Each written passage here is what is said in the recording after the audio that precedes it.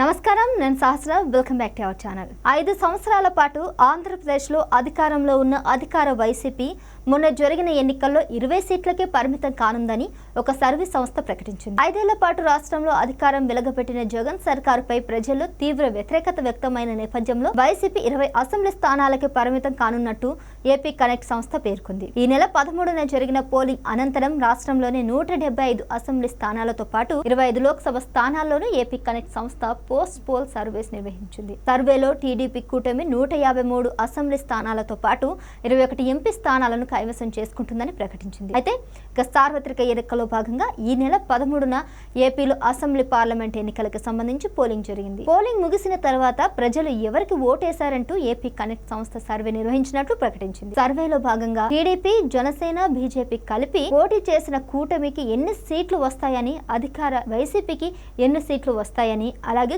కాంగ్రెస్, వామపక్షాలకు ఎన్ని సీట్లు వస్తాయని సర్వే నిర్వహించిన సంస్థ సర్వే వివరాలను ప్రకటించింది. టీడీపీ కూటమికి దాదాపుగా 175 స్థానాల్లో 153 స్థానాలను కైవసం గెలుచుకునే అవకాశం ఉందని వెల్లడించింది. అలాగే 25 లోక్సభ స్థానాలు, 21 ఎంపీ సీట్లను గెలుచుకుంటుందని ప్రకటించింది. వైసీపీకి 20 అసెంబ్లీ స్థానాలు, 3 ఎంపీ స్థానాలు వస్తాయని, కాంగ్రెస్, వామపక్షాలకి 2 అసెంబ్లీ స్థానాలతో పాటు 1 ఎంపీ సీటు కూడా వస్తుందని తెలిపింది. ఇక రాష్ట్రంలో జరిగిన ఎన్నికల్లో ఓట్ల శాతంకు సంబంధించిన విషయాలను కూడా సంస్థ ప్రకటించింది. టీడీపీ కూటమికి రాష్ట్రంలో 53% ఓటింగ్ పోల్ అయినట్టు తెలిపింది. ఇక అధికార వైసీపీకి 39% ఓటింగ్ పోల్ కాగా, కాంగ్రెస్, వామపక్షాలకి 5% ఓటింగ్ పోల్ అయితే ఇతరులకు 3% ఓట్లు పడ్డట్టు ఏపీ కనెక్ట్ సంస్థ వెల్లడించింది. ఇప్పటి వరకు పలు సర్వే సంస్థలు పోలింగ్ కి ముందు సర్వే నిర్వహించగా, ఏపీ కనెక్ట్ సంస్థ పోలింగ్ ముగిసిన తర్వాత సర్వే నిర్వహించింది. ఆ సర్వే ఆధారంగా టీడీపీ కూటమి భారీ మెజారిటీతో అధికారంలోకి వస్తుందని ప్రకటించింది.